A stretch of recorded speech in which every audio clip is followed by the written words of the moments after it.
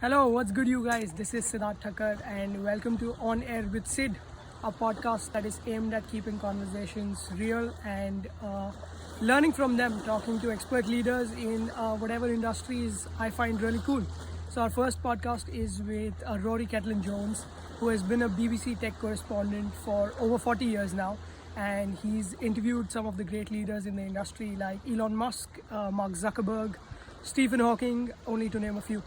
This conversation is about blockchain, cryptocurrencies, artificial intelligence, and some of his interviews with the leaders that I just mentioned. Hope you enjoy it, and let me know down in the comments what other topics you'd like me to discuss. Perfect. Sounds good. First of all, thanks for agreeing to do this. And I've been seeing the tweets, so congratulations on the honorary degree. Thank you. You look lovely. Professor Coyle looks lovely. That is great. I want to jump straight into it. So I'll tell you the format about this. We'll keep it extremely casual. Yeah. Just like a talk. I would appreciate any anecdotes that you have, personal stories, and feel free to take the conversation wherever you want to, if you have any new ideas, etc. So I just saw your tweet about some medical equipment scam, and in the brackets you'd written, she also promotes crypto scams. The first time we had met at the Bristol Festival of Economics, I came up to you to talk about blockchain, and you said you were skeptical about it. And that's the same thing you said when I reached out to you on Twitter for this conversation. I want to know where this goes, because I read the book and I got to know that you had to meet Craig Wright early on. I know you had to go through some of the very weird projects, but I want to know the history of this and why you are so skeptical about it. Well, let me take you back a bit. So I covered cryptocurrency, or at least Bitcoin, in the early stages, from quite an early stage. My first encounter with it was to buy a pizza for a radio program, which cost back then in 2013 half a Bitcoin, which was not very much then. It was about £30, but was still a lot for a not very good pizza to arrive a day later, but that was fine. Then I got more and more involved in covering Bitcoin stories and stories about places where you could actually spend it in London. Although it soon became clear to me that it was not making any headway as a means of exchange, if you think money is meant to be a means of exchange, because not many people wanted to spend it. It wasn't really worth setting up the process of we accept Bitcoins, because the whole point of Bitcoin, it became very clear, was as a speculative asset. People bought them for one reason only, which is that they believed they would be worth more in a few weeks' time. And if you believe something's going to be worth more in a few years, few days, few weeks' time, why would you spend it today? Then I had the whole encounter with Craig Wright, which you rightly describe. The man who claimed he was Satoshi Nakamoto. And that introduced me to just how mad and divisive and vicious the whole crypto world was, as two camps, his supporters and his enemies, fought bitterly over the history of Bitcoin and whether he was the man who'd created it. That obviously darkened my mood towards the whole project. Then I made a program about initial coin offerings, which were very fashionable for a while. ICOs were supposed to be the thing which replaced IPOs, which they didn't, because quite soon people began to realize that projects that were all, of course, based on blockchain didn't quite add up. Again, people were not getting in because they thought these were great businesses, but because they thought the coins were going to appreciate in value. And so for a while, the coins soared and everybody said, this is great. And then they fell and everybody said, this is rubbish. So businesses based, for instance, on the idea that dating on the blockchain will be a big thing. Right. Or fractional car ownership on the blockchain will be a big thing, pretty soon came to nothing. Right. Coming back to blockchain, So I think it was probably something like 2014 when I was first told at some conference, and was wide-eyed with astonishment. Thought, this is exciting. You don't need to worry about Bitcoin. What you need to worry about and be focused on is the technology underlying it, the blockchain, which is going to be bigger than the internet. And that message is hammered home time and again, and has so far failed to deliver. 3 or 4 years ago, for instance, I was quoted as an example that Marks and Spencer, the retail chain, was going to get its beef, the beef it bought from accredited suppliers, going to put it on the blockchain, because that was a way of assuring that it was of good quality. That came to nothing. A few schemes have taken off in the sort of trade finance area, I think. Yeah. But I keep coming back to the fact that it's hugely hyped. And what the crypto crowd, which is mostly also the blockchain crowd, comes back always with the same cliches about doing your research, and or if they're really insulting, they send you a meme saying, have fun staying poor, which is not a particularly good way of convincing people. Yeah.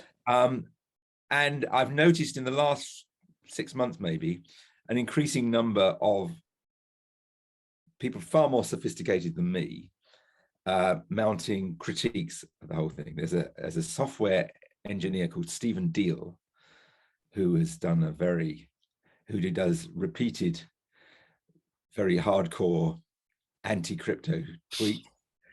There's a guy who's been around for a long time called David Gerard, who wrote Attack of the 50-Foot Blockchain. As I say, they both understand this a lot better than I do, and both make a fairly convincing case that blockchain is neither a particularly new nor particularly applicable technology. That there may be uses for it, but to say it's going to be bigger than the internet is as overblown as anything else coming out of the crypto world. Right. Quite a long answer. No, but I was hoping to look for that, because it leaves some of the points that I really want to discuss about.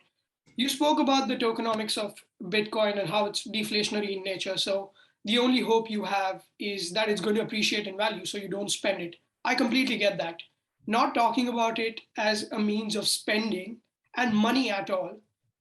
What do you think about decentralization in general as a concept? You mentioned certain things like finance, DeFi working out, certain blockchains like Ethereum or Matic, who's now scaling Ethereum.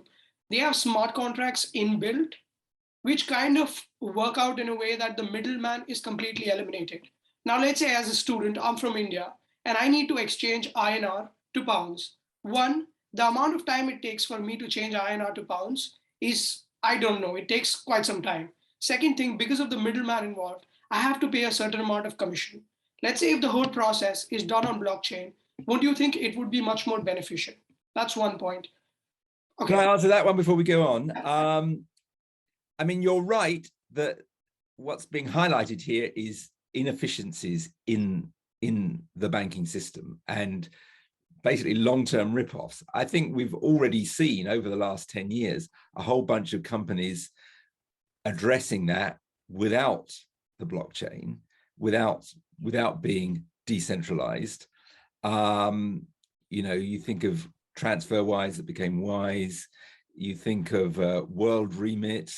A whole range of companies addressing that issue, and the idea of decentralization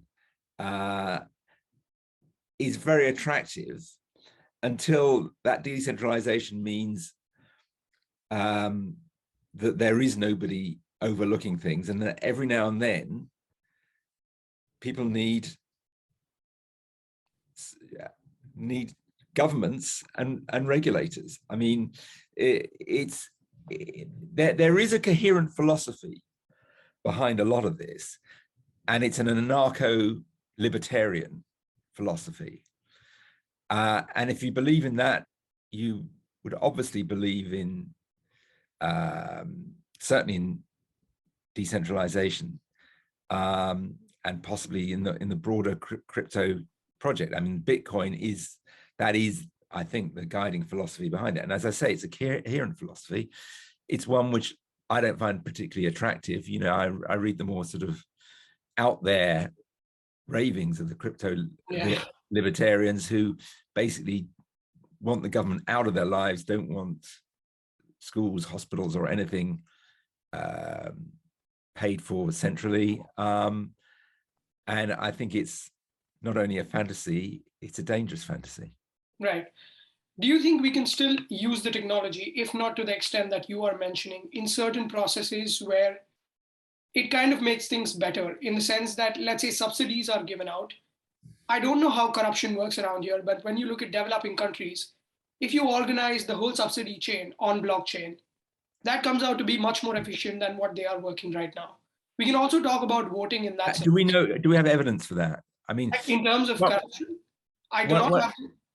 One of the questions that always strikes me is that, yes, the blockchain has got this immutable nature, which may make it quite inefficient in the end, but there we are. Yes, you know, you've got sort of proof there sitting on the blockchain. It's how things get on the blockchain. For instance, take that example of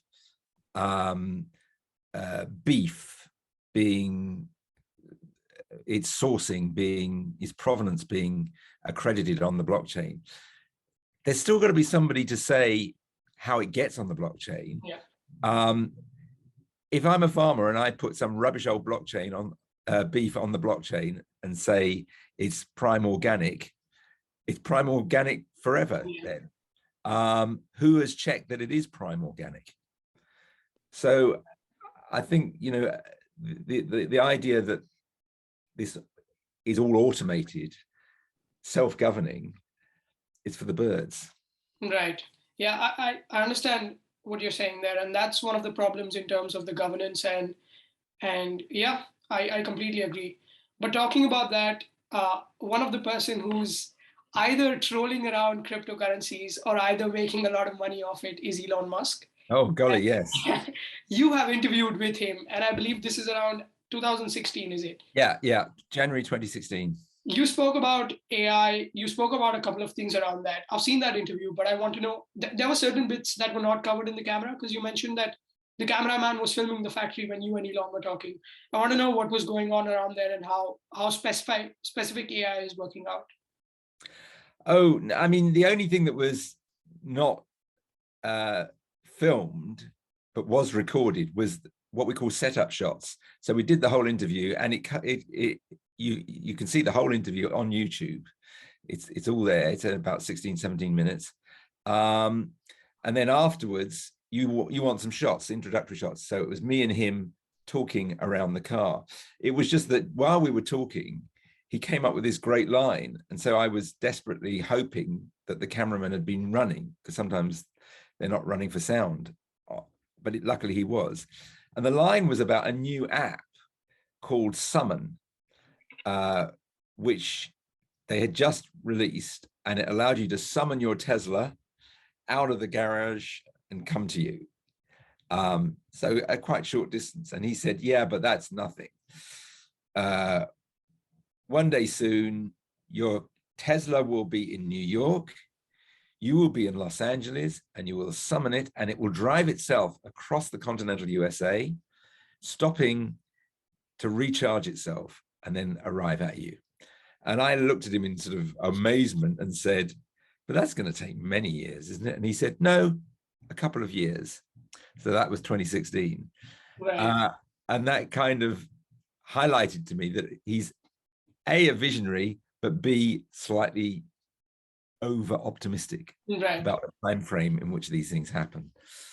And ever since then, he's got both richer, and his business case for Tesla, which did look flaky, has become validated. His share price has soared to completely insane levels, and he has become more and more, let's say, unleashed on Twitter in particular, and we've all seen what's happened with that. He's decided he needs to buy it. Definitely. You use Twitter a lot. What do you think about him taking on Twitter? The whole narrative around him getting Twitter was for free speech. Do you think it's going towards free speech, or do you think it's really harmful to have control over some social media app? Somebody taking so much control over it, somebody like him who can influence it very much. Well, yeah, I mean, he's going to be in charge of it, and that's fine. I mean, he is the world's richest man. Do we really want the world's richest man owning Twitter? Well, it's a private company. It's not up to us. Right. But we are entitled to wonder whether, as so often with him, some of his pronouncements are brilliant and some of them are kind of like he's just speaking in the pub and not making sense. The idea that bringing free speech to Twitter is a simple measure is just insane, as anyone who's looked at it closely will tell you. So he wants anything that's not actually against the law to be allowed. That's going to cause particular problems in my country, the UK, where they're bringing in an online safety bill, which is quite controversial, which will order social media firms to deal with things that are harmful but not illegal. So let's take it for instance. Instagram has got into huge problems over recent years by allowing material that glorifies anorexia, right, and even glorifies self-harm, with it being blamed in one particularly appalling case for the suicide of a young woman, a young girl. On Elon Musk's Twitter, that kind of material would be allowed. Right. During the pandemic, we have seen vast amounts of really dangerous material circulated on Twitter, which encourages the use of untested drugs. Well, first of all, it encourages the use of untested drugs, which may be harmful to combat COVID, or separately tells people lies about the vaccines and says they cause harm. He may under Elon Musk's Twitter, that presumably would all be allowed. And there are more dangerous examples in other parts of the world. I mean, it's more about Facebook than Twitter, but social media has been used, for instance, to encourage, to foment hatred in Myanmar. What's he going to do about that kind of thing? It is a hugely complex problem, which he has reduced to two simple words: free speech, as if that was something simple. Right. It's really tricky to draw that line. And I think Mark Zuckerberg and Lex were speaking about this on their podcast as to where Mark has to step in and draw the line to see, well, where is it free speech and where is it going towards something that's actually harmful for the society? So that's extremely interesting. You've also spoken to Mark Zuckerberg, but there's not a lot out there about what your conversation with him was about. I know that you asked him about the monetization of Facebook, and you told him that maybe he should sell Facebook. Yeah, no, it was 4 years into the Facebook. He was 24. He came to London in 2008. Right. And I hold my hands up. He'd had offers of $1 billion and then $10 billion, I think, for Facebook. And don't forget, still back then, we didn't really take social media very seriously. We thought it was a fun thing. I remember doing a story in around the year 2000 when a networking party in Britain called First Tuesday was sold for £50 million, or 60, $70 million, and saying that was completely crazy. It was a wine and cheese party, and you're selling it for that. And it turned out not to be worth anything, of course. But so that the atmosphere was that social media is a bit of fun, it's not worth a lot of money. And I foolishly put that sort of the spirit of that to him, and he wisely said, well, why would I sell up? What would I do? He was a young man with extraordinary drive and focus, on growth. And actually, he was at that stage much more focused, and others learned from this, not on money, not on profits, but on just growing his business, growing the audience, and grabbing their attention. And that proved to be both a brilliant strategy commercially, but also quite dangerous socially, Right. because that advertising business model where what you must do at all costs is grab people's attention and lure them in. For Right. instance, encourage the growth of fake news, because fake news is more exciting, more engaging often than Yeah. real news. Yeah, you would know the ins and out of that because you have worked in journalism, so you know what sells and what doesn't. So it's really interesting that you mentioned that.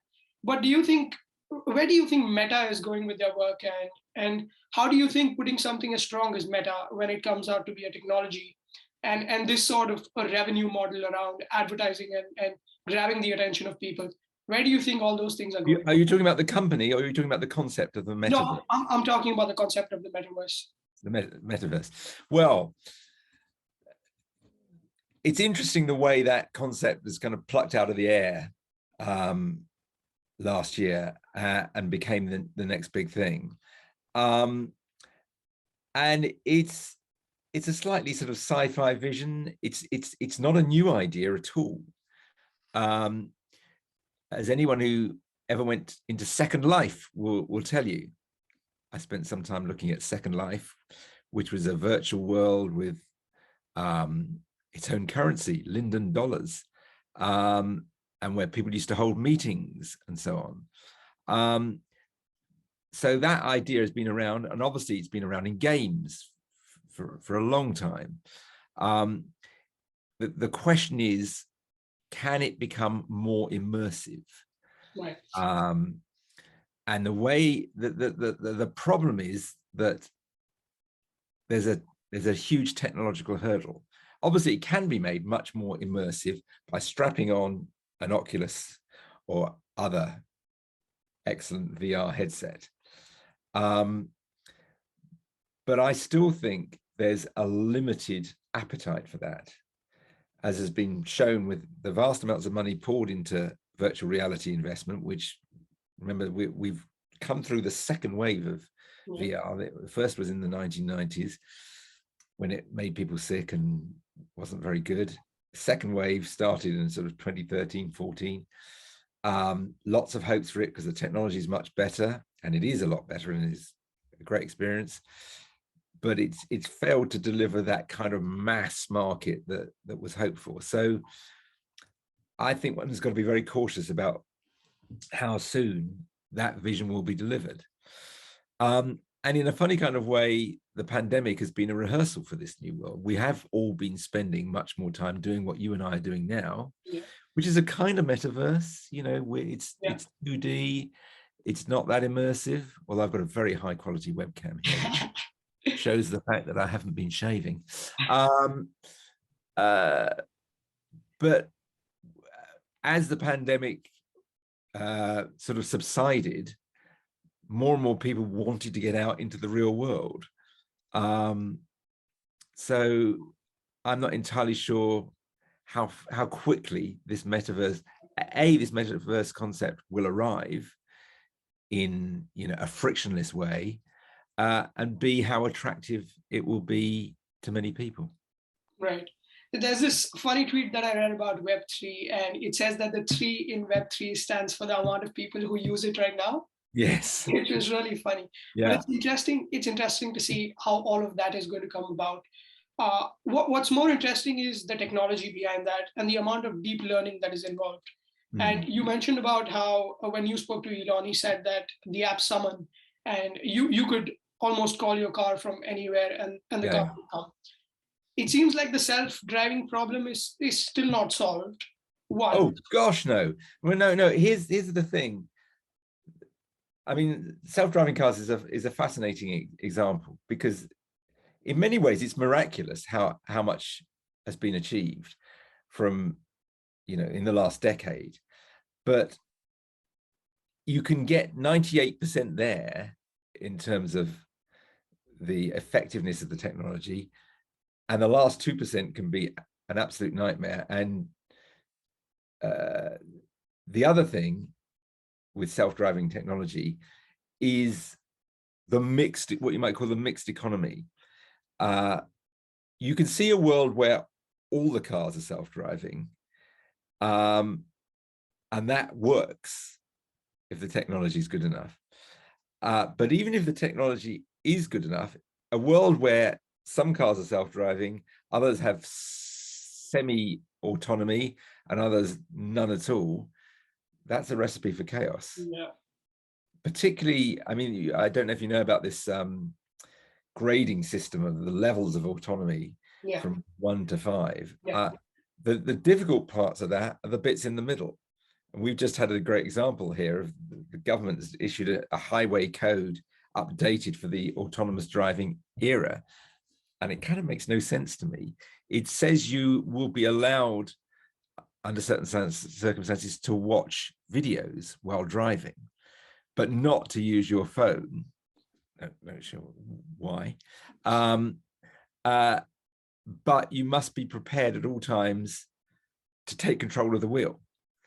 And just imagine that you're deep in some brilliant movie or TV program, and suddenly the car says, "Just a minute," and you, where am I? You know, that seems a recipe for chaos. Yeah, that definitely doesn't work.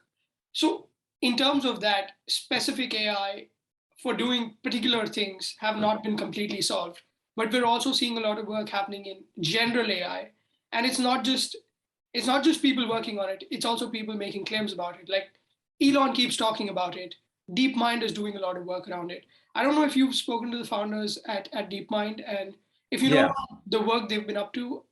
I'm not updated very much with what they're doing recently, but could you tell us about what's happening on that front? How far are we from general? Well, I'd be very cautious about saying that they're working on. I mean, general AI is the kind of either nirvana or dystopia at the end of the whole process, whereby computers can do everything. And that is, I think DeepMind said it in its original kind of mission statement, that was their goal.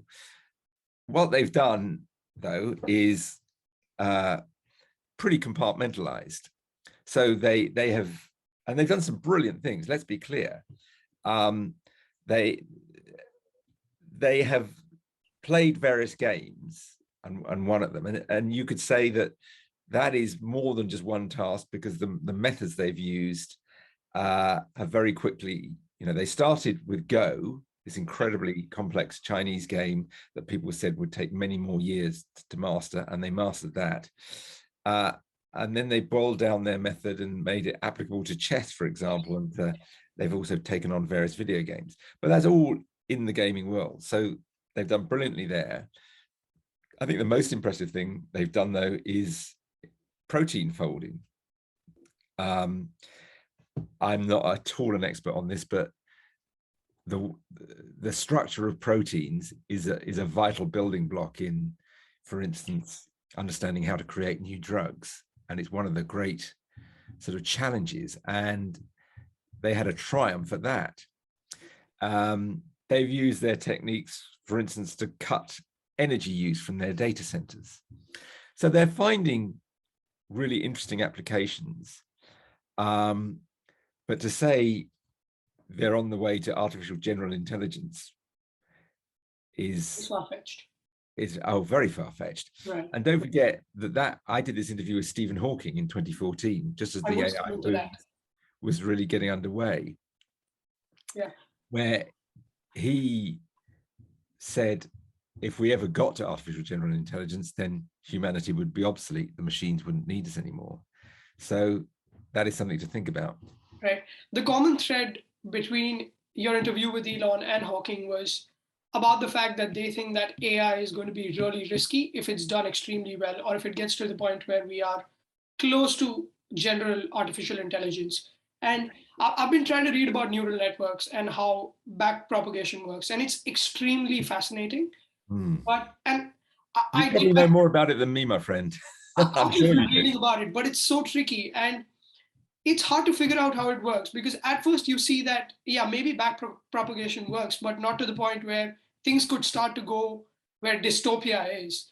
But then I saw this interesting article about Facebook trying to make two chatbots talk to each other and learn from each other.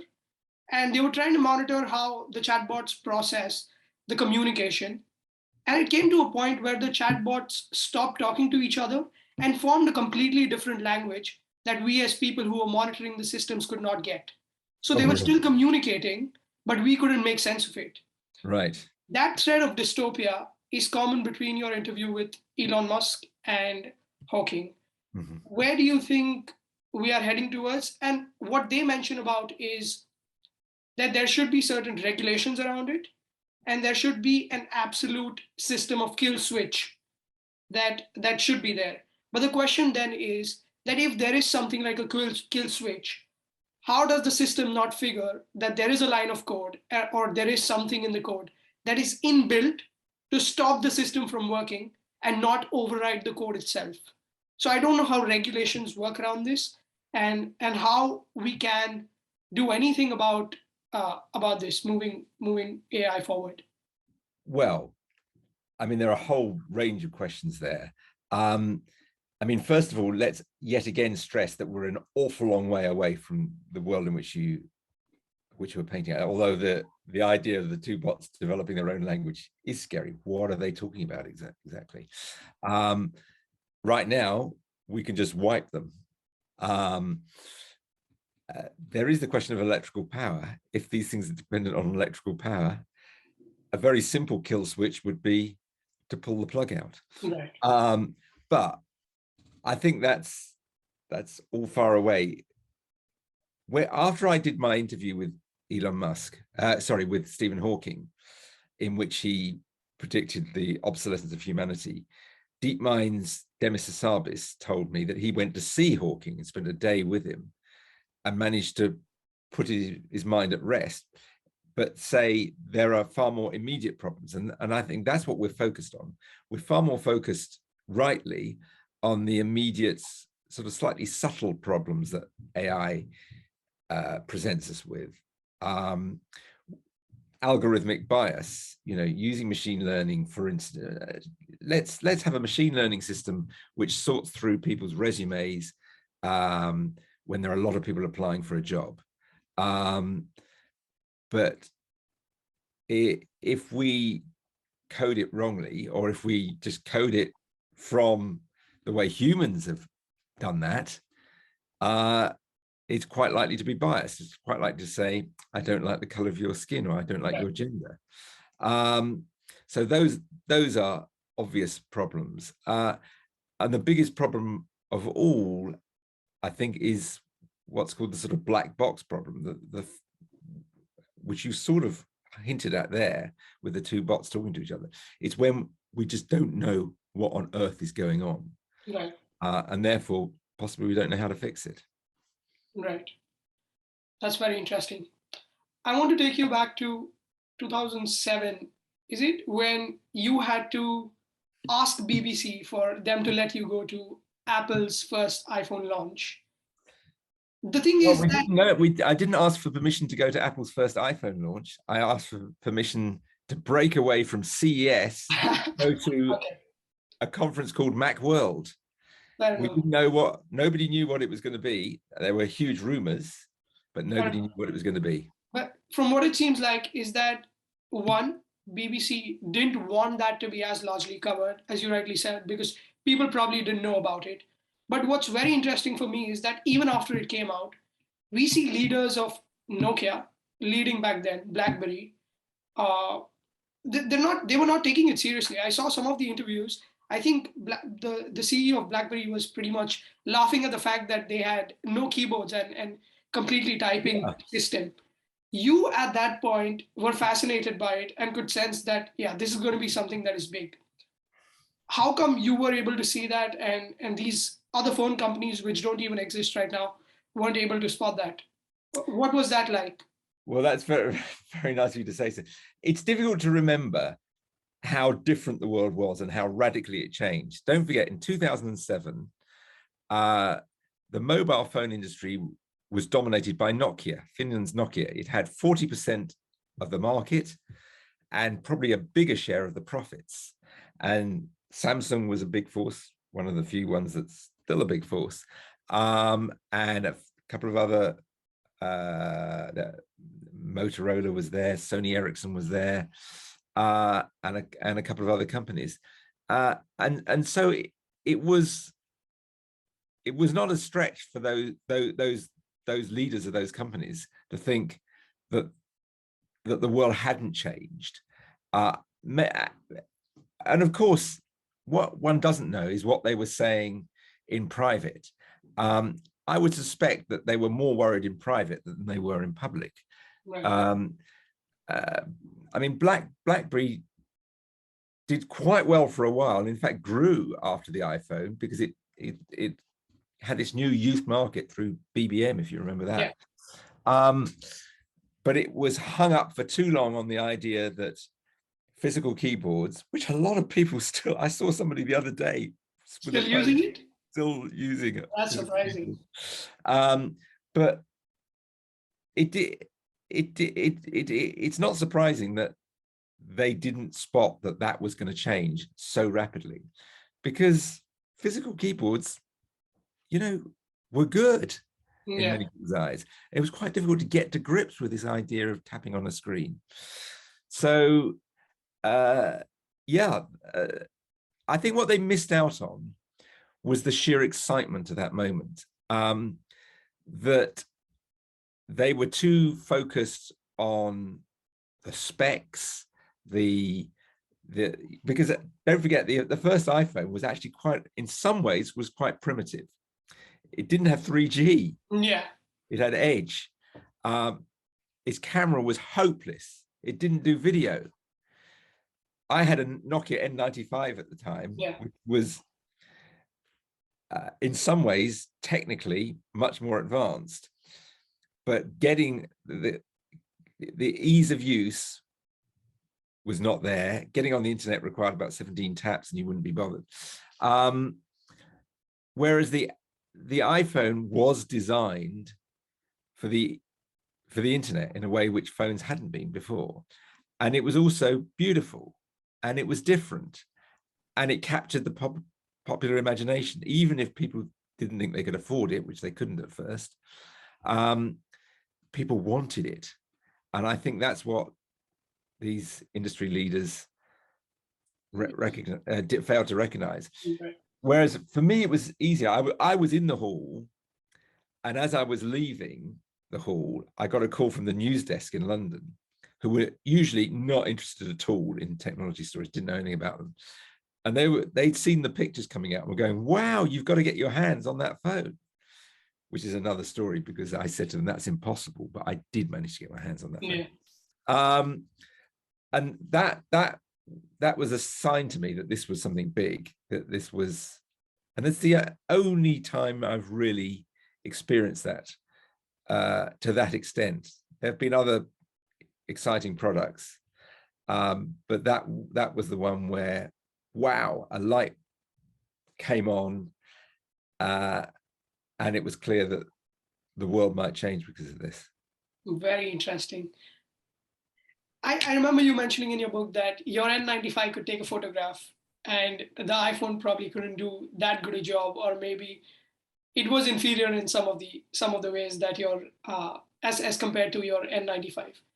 Yeah, that is extremely interesting. I want to switch gears and talk about the fact that you came public about your Parkinson's. Yeah. Quite some time back, and it's been a journey since then on. You keep updating about what's happening. I keep seeing your Twitter, and it's great. But what sort of work is happening in terms of tech around that? Because I know you're really involved in the tech space that's around detecting Parkinson's early on.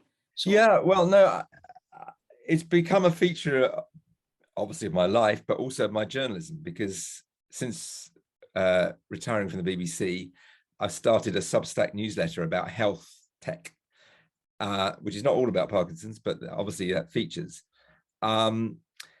And there's a lot of exciting work going on with wearables and not just detecting Parkinson's, but measuring it, because that is a huge challenge.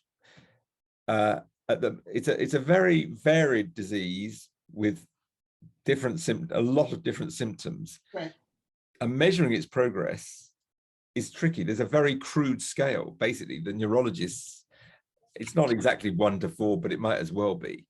And that is why that's important, is that when you come to develop a new drug and put it through trials, you need to know whether people have got better compared with a placebo.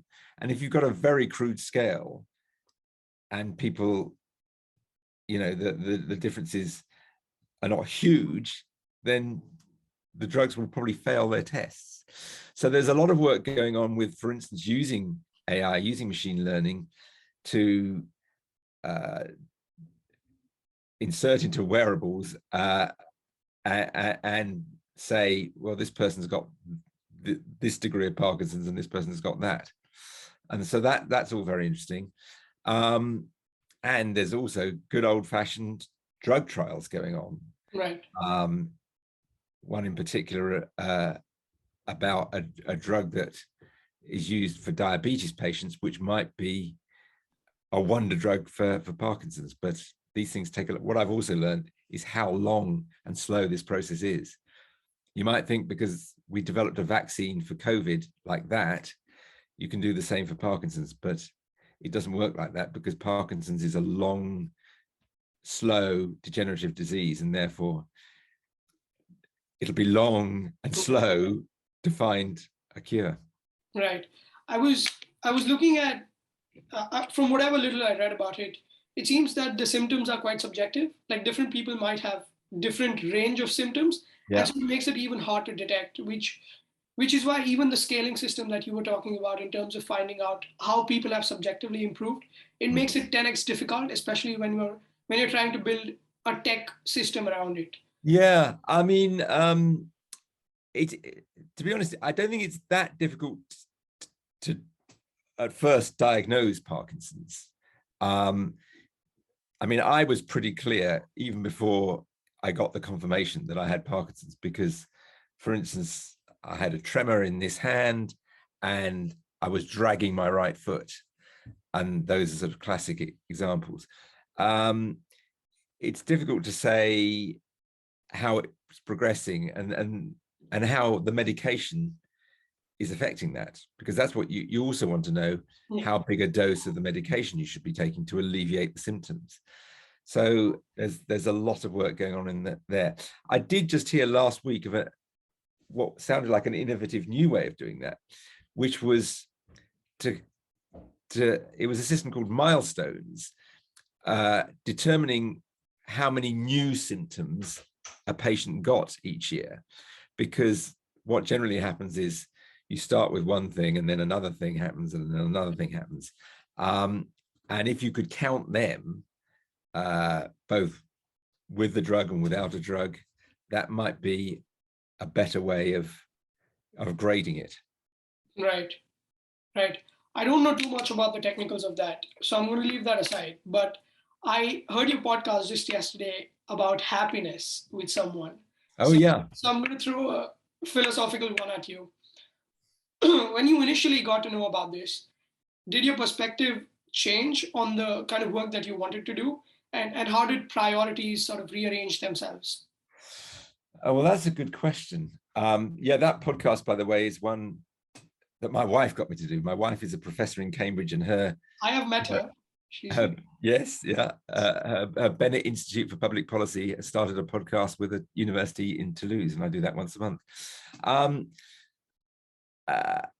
How did it change my perspective? Well, I'll be frank, the first year I was depressed, so that changed my perspective. And then I came out of depression, strangely enough, at a time when a lot of people went into it, which is when the pandemic arrived and I had to retreat to where I am now from my office and kind of get on with my work remotely. And although that has had lots of frustrations, it's also focused me on, what I'm interested in and what I'm not. So, and since leaving the BBC, which is a huge wrench after 40 years, again, I've had to refocus and try and find what really interests me. And that's, I mean, what's good about it is I've been almost too busy, and I found out how bad I am at organizing my own diary. I've always had to organize my own diary, but I used to have one employer. Now I've got half a dozen, including me. But it has given me a focus on deciding what I'm interested in, what I want to do. The next question would be, what's the next work? What are you working on right now? What can we expect? I know the Substack keeps updating. I'm a subscriber to the Substack. So thank you. What's next? What's coming on? Well, that is already quite a lot of work. There are various other projects which may or may not happen. One of them, I think, that should happen is, and I don't know how that's going to work, is a podcast about Parkinson's. Yeah. Another that actually I'm probably going to sign a contract soon, which is completely different. It's a book about my family background and my family's connections with the BBC.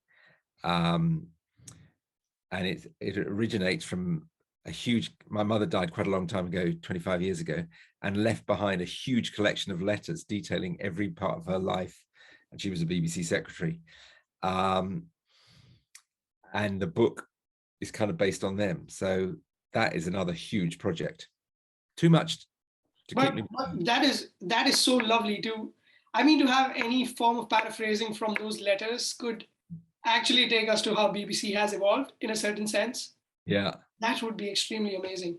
Well, I'm going to let you go, but before that, I have a couple of things to say. You have pledged your brain, I believe, for scientific research later on, which is fantastic. That's so lovely to hear. Second thing, about cabbage, during the pandemic, I would stay in, and my mental health was also not up to the point, but I would wake up and look at images of you and cabbage go out for a walk. So I want you to know that helped very much. And I want this to be in memory of memory of cabbage. Just knowing that that's very sweet. It's helped more than you can possibly think. I know people reach out to you, but this is one from my end. And I was just looking at a picture. yeah. It'd be lovely if we can show people what cabbage look like.